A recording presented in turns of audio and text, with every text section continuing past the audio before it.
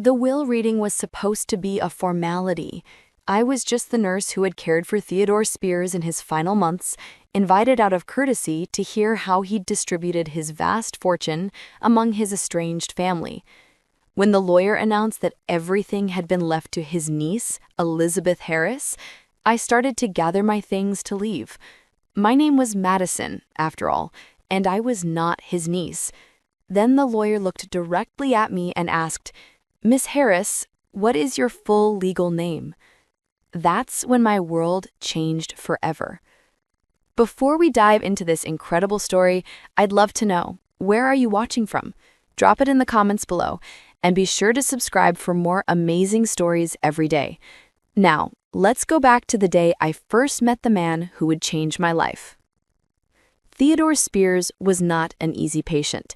At 78, he was wealthy, demanding, and had a reputation for driving away nurses faster than most people changed their sheets. When the private nursing agency called me about the assignment, they were upfront about the challenges. "He's been through 6 nurses in the past 4 months," my supervisor, Janet, explained over the phone. "The family is desperate. They're offering double the usual rate, but I have to warn you, he's difficult." Difficult how? Demanding, critical, refuses to follow medical orders. The last nurse said he threw a water glass at her when she tried to give him his medication. I should have said no. I was already working full-time at the hospital and barely had time for my own life, let alone a challenging private patient. But something about the desperation in Janet's voice and the mention of double pay made me reconsider. "I'll take it," I said, "but I want to meet him first, see if we're a good fit." The Spears mansion was exactly what you'd expect from old money: imposing, elegant, and slightly intimidating. The housekeeper, a stern woman named Mrs. Clark, led me through rooms filled with antique furniture and oil paintings that probably cost more than I made in a year. "She's in his study," she said, her voice carrying a warning. "He's having a bad day." I found Theodore Spears sitting in a leather wheelchair by a massive window overlooking manicured gardens. He was a small man, made smaller by illness, but his eyes were sharp. When he saw me, his expression immediately hardened. "Another one," he said dismissively. "How long do you think you'll last?"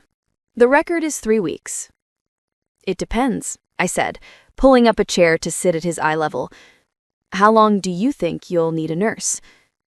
He studied me with surprise. Most people, I imagined, either cowered before his wealth and reputation or tried to placate him with false tearfulness. I was doing neither. "The doctors say I have maybe 6 months. Pancreatic cancer. Nothing they can do except manage the pain and wait for the inevitable." "I'm sorry," I said, and I meant it. "That must be frightening." "Frightening?" He laughed, but there was no humor in it. "Young lady, I've lived 78 years, built a business empire, and accumulated more money than I could spend in 10 lifetimes. I'm not afraid of dying. I'm afraid of dying alone, forgotten, with nothing to show for my life except a bank account." There was something in his voice, a loneliness so profound that it made my chest ache. "What about your family?" "What family?" His voice turned bitter. "I have a collection of distant relatives who haven't spoken to me in years, except to ask for money. They're circling like vultures now, waiting for me to die so they can fight over my estate." "That sounds lonely." "It is." He looked at me with those sharp eyes. "So, Miss Harris, Madison Harris. Miss Harris, are you here to steal from me, placate me, or actually help me?" "I'm here to take care of you," I said simply. "Whatever that looks like." Something in my tone must have convinced him, because his expression softened slightly. "We'll see," he said. "We'll see."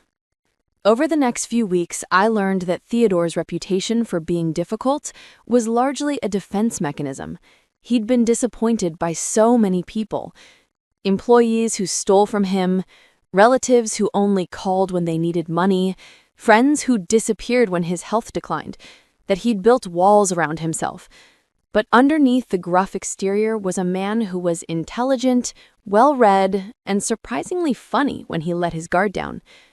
He'd grown up poor during the Great Depression, built his fortune through hard work and smart investments, and had never married or had children.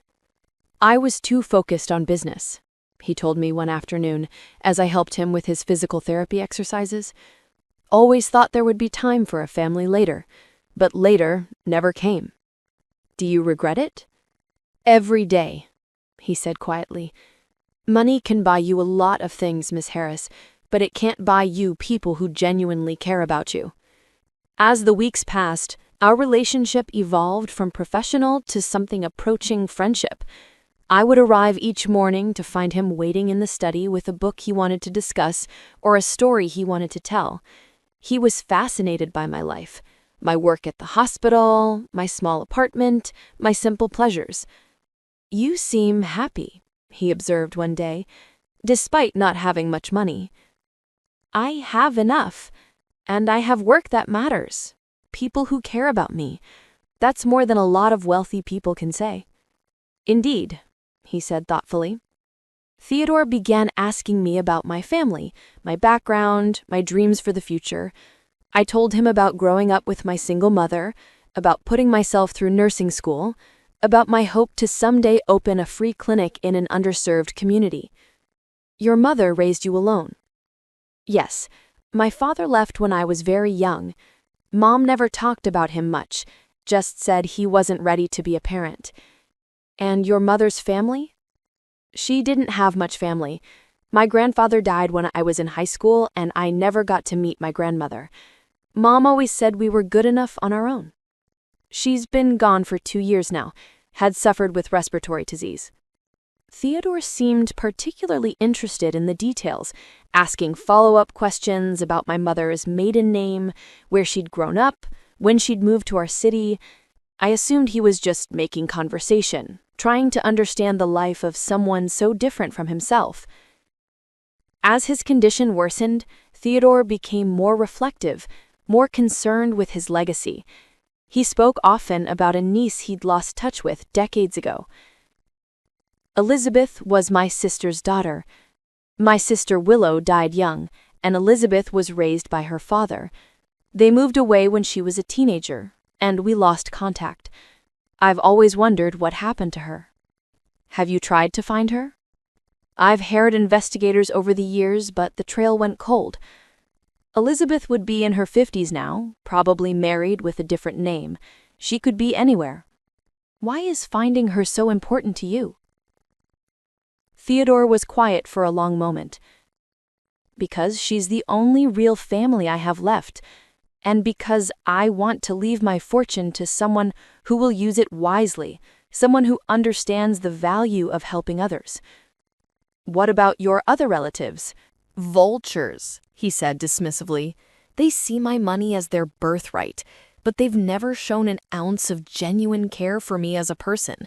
If I leave my fortune to them, they'll squander it on luxury cars and expensive vacations. I want my money to do some good in the world."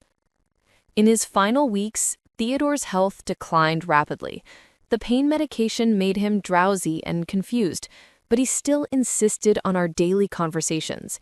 He seemed to be working on something important, making phone calls and meeting with his lawyer, but he was secretive about the details. "I'm making arrangements," was all he would say when I asked, "making sure everything is taken care of." One afternoon, about a week before he died, Theodore asked me to sit with him in the garden. It was a beautiful spring day, and he seemed more alert than he'd been in weeks. "Madison," he said, using my first name for the first time, "I want you to know that these past few months have been the happiest I've had in years." "Mr. Spears?" "Theodore," he corrected, "and I mean it. You've shown me more genuine kindness than I've received from my own family in decades. You've reminded me that there are still good people in the world." "I've been good to you too," I said. "You've taught me so much about history, about literature, about seeing the world from a different perspective." "I want you to promise me something," he said, taking my hand with his frail fingers. "Whatever happens after I'm gone, whatever you learn about yourself, remember that kindness is the most valuable currency in the world. Don't let anything change who you are." "I promise," I said, though I didn't understand why he was being so cryptic. Theodore passed away 3 days later, with me holding his hand. His final words were, "Thank you for seeing me as more than just a rich old man." The funeral was a small affair, attended mostly by business associates and distant relatives who looked more interested in the reading of the will than in mourning Theodore's passing. I sat in the back, feeling like an intruder among people who had known him far longer than I had. After the service, Theodore's lawyer, a distinguished man named Charles Hill, approached me. "Miss Harris, I'd like you to attend the reading of Mr. Spears' will tomorrow afternoon. He specifically requested your presence." "I'm just his nurse. I don't think I belong there." "Mr. Spears was very clear about wanting you there. His staff is requested," Mr. Hill said firmly. 2 o'clock tomorrow at my office." The next day, I found myself in an elegant conference room surrounded by Theodore's relatives, cousins, nephews, and nieces I'd never met but who had suddenly appeared when they learned of his death.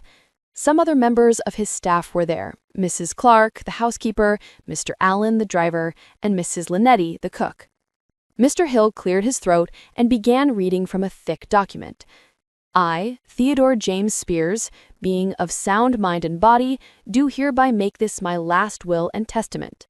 He read through a series of small bequests, money to charities, gifts to longtime employees, as Mrs. Clark, Mr. Allen, Mrs. Linetti, and Mr. Hill himself. Modest sums to various relatives.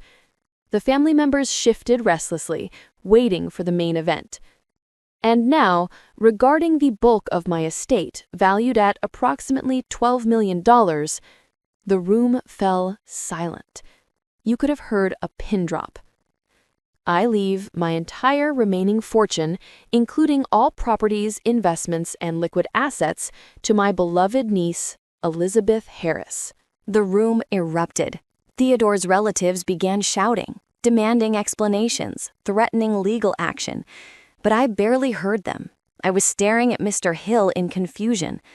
My name was not between the employees that were rewarded some money and gifts. Why was I there? I realized some misunderstanding had happened. My place was not there between the shoutings of Theodore's relatives. I'd be better if I leave the room quietly. As I was heading to the door, Mr. Hill raised his voice above the chaos. "Ms. Harris, I was referring to you." "I think there's been a mistake," I said, not understanding what he meant. "I was not mentioned in the staff part of the will." "Yes, because the final part was directed to you, Miss Harris." "What do you mean?" "My name is Madison, not Elizabeth." Mr. Hill held up his hand for silence. "Ms. Harris, may I ask what your full legal name is?" "Madison Elizabeth Harris," I said automatically. "But I've never gone by Elizabeth. I've always been Madison." "And your mother's maiden name?" "Elizabeth Jones," I said, still not understanding what his point was. "Your grandmother's, Miss Harris?" "Willow," I said, abruptly, then stopped, the implications hitting me like a physical blow. "Willow Spears?" The room fell silent again, but this time it was a different kind of silence, the silence of a mystery being solved. Mr. Hill smiled. "Miss Harris, you are indeed Theodore Spears' niece. Your grandmother, Willow Spears, was his younger sister." "That's impossible," I whispered. "My mother never mentioned that. She said her family was all gone." "Your grandmother and Theodore had a falling out when she was very young. She disapproved of his business practices, thought he was too focused on money and not enough on family. She moved away. Theodore spent years trying to find you all. I felt like the world was spinning around me. But how did he know? How did he know I was his niece. He's been searching for decades, but when he saw your pictures through the nurse agency, he had the gut feeling. You are a photocopy of your grandmother, Miss Harris. Am I? I've never seen a picture of her. Mr. Hill handed me an old photo of a young woman with light eyes and dark hair. The resemblance was really scary. It looked like a photo of me in 70s clothes. The DNA test results came back some weeks ago. DNA test? I was completely lost now. The water glass you used during your first week of employment? Mr. Hill had it tested. Mr. Hill's expression was kind but serious. You are indeed Theodore's biological niece, Miss Harris. But more importantly, you passed his test. What test? Theodore found another woman named Elizabeth with possible connections to his family. He spent months observing you both, testing your character, your motivations, your capacity for genuine kindness. There was another Elizabeth? Elizabeth Carver, a woman who claimed to be his niece and had been pressuring him for money for years. She visited him several times during your employment, though you probably never saw her. She was demanding, clearly interested in his wealth. I thought back to the days when Theodore had seemed particularly tired or upset, days when he'd mentioned having difficult visitors. You, on the other hand, showed him genuine care and compassion. You treated him as a person, not as a bank account. You earned his love and respect through your actions, not your claims. One of Theodore's cousins, a red-faced man named Robert, stood up angrily. This is ridiculous. She's just a nurse who manipulated a sick old man. We'll contest this will. You're welcome to try, Mr. Hill said calmly. But I should mention that Theodore anticipated this reaction. He left detailed documentation of his decision-making process, including video recordings of his interactions with both Elizabeth candidates. The contrast is quite stark. He turned back to me. Miss Harris, your uncle left you a letter. Would you like me to read it now, or would you prefer to read it privately? Now, please, I said, my voice barely above a whisper. Mr. Hill opened a sealed envelope and began to read. My dearest Elizabeth, and yes, I know you prefer Madison, but I didn't have the chance to reconnect with your mother, and that makes me really sad. I'm feeling anticipated proud for you. You have proven yourself to be the remarkable woman I always hoped you would become. I know this inheritance comes as a shock. I know you probably have questions about why your mother never told you about me, why our family lost touch, why I never tried harder to find you sooner. The truth is, your grandmother and I were both stubborn, proud people who let a disagreement about money and values drive us apart. She thought I was cold and greedy. I thought she was naive and impractical. We were both wrong, and we were both right. But watching you these past months, seeing the woman you've become, I know that Willow raised you with the values that matter most. You have her kindness, her strength, her ability to see the good in people. You also have something I never had, the wisdom to know that money is just a tool, not a goal. I'm leaving you my fortune not only because you're my blood relative, but because you've shown me what family really means. You cared for me when I was difficult and demanding. You listened to my stories when you could have been doing a dozen other things. You treated me with dignity and respect when others saw no more than a difficult old man with money. Use this inheritance wisely, Madison. I know you will. I've seen your heart, your dreams of opening a free clinic, your desire to help people who can't help themselves. This money is my way of making sure those dreams become reality. But more than the money, I hope I've given you something else. The knowledge that you were loved, that you mattered to someone, that your kindness and compassion made an old man's final months meaningful. You are my legacy now, not because of our shared blood, but because of your beautiful heart. Make me proud. With all my love, your Uncle Theodore. P.S. There's one more thing. In my study, behind the Shakespeare collection, you'll find a photo album. It contains pictures of your mother as a child, of our family before everything went wrong. I saved them for you, hoping that someday I'd have the chance to share them. Now, you can know the family you never knew you had. By the time Mr. Hill finished reading, I was crying openly. The hostile relatives had fallen silent, perhaps finally understanding that this wasn't about manipulation or greed. It was about love, family, and the power of genuine human connection. "I don't know what to say," I whispered. "You don't have to say anything," Mr. Hill said kindly, "but you do have some decisions to make. This inheritance comes with significant responsibilities." Over the next few hours, Mr. Hill explained the details of Theodore's estate.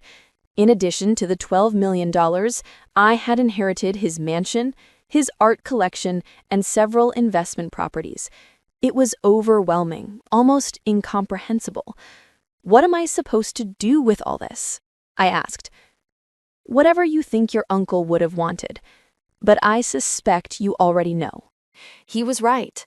Even as I sat in that conference room, surrounded by more wealth than I'd ever imagined, I knew exactly what Theodore would have wanted me to do. 6 months later, I stood in the lobby of the Theodore Spears Community Health Center, watching as families from the underserved neighborhood streamed through the doors for free medical care. The mansion had been converted into a state-of-the-art clinic, with the finest equipment and a staff of dedicated healthcare professionals. The art collection had been donated to local museums, with the proceeds funding a scholarship program for nursing students from low-income families. The investment properties had been converted into affordable housing for seniors and families in need. I kept enough money to live comfortably and to ensure the clinic's long-term sustainability, but the vast majority of Theodore's fortune was now working to help people who needed it most. Mrs. Clark, Theodore's former housekeeper, had stayed on to help manage the clinic's operations. "Mr. Spears would be so proud," she told me one afternoon as we watched a young mother leave with her healthy baby after a free checkup. "I hope so," I said. "I'm still learning how to be worthy of his trust." "You already are," she said firmly. "You were worthy the day you chose to see him as a person instead of a paycheck." That evening, I sat in what had once been Theodore's study, now converted into my office at the clinic. On my desk was the photo album he'd mentioned in his letter. Pictures of my mother as a laughing child, my grandmother Willow pregnant, and Theodore as a young man, of a family that had been torn apart by pride and misunderstanding. There was one photo that particularly moved me, my grandmother and Theodore as teenagers, their arms around each other, both grinning at the camera. On the back, in my mother's handwriting, were the words, "Willie and Teddy, best friends forever." Now, sitting in the quiet of the evening clinic, I understood what Theodore had meant about legacy. It wasn't about the money or the property or even the good works the foundation would accomplish. It was about the connections we make, the love we share, the way we choose to see and treat each other. I'd started as Madison Harris, a nurse who thought she was alone in the world, except for her mother. I discovered I was Elizabeth Harris, heir to a fortune and a family history I'd never known existed. But most importantly, I'd learned that family isn't just about blood or names or inheritance. Family is about the people who see you, really see you, and choose to love you anyway. Theodore had seen past my simple life and modest means to the person I really was. And in return, I'd seen past his wealth and reputation to the lonely, loving man underneath. The inheritance had changed my circumstances, but it hadn't changed who I was. I was still the same person who believed in helping others, who found joy in simple pleasures, who measured wealth in relationships rather than bank accounts. But now I had the means to make a real difference, to honor the memory of a man who taught me that the greatest legacy isn't what you leave behind, it's what you inspire others to become. As I locked up the clinic that night, I thought about Theodore's final words to me. Thank you for seeing me as more than just a rich old man. But the truth was, he'd given me far more than I'd given him. He'd given me a family, a purpose, and the resources to make my dreams reality. Most importantly, he'd taught me that sometimes the most important discoveries aren't about finding treasure. They're about finding yourself and learning that you were worthy of love all along. An absolutely beautiful story about hidden family connections, the power of genuine kindness, and how sometimes our greatest inheritances aren't what we expect. Have you ever discovered something surprising about your own family history? Share your stories in the comments below. If this story of Madison Elizabeth and her unexpected inheritance touched your heart and reminded you that family is about love, not just blood, please hit that like button and subscribe for more incredible stories about the connections that change our lives. Don't forget to click the notification bell so you never miss an upload. Thanks for watching, and we'll see you in the next one.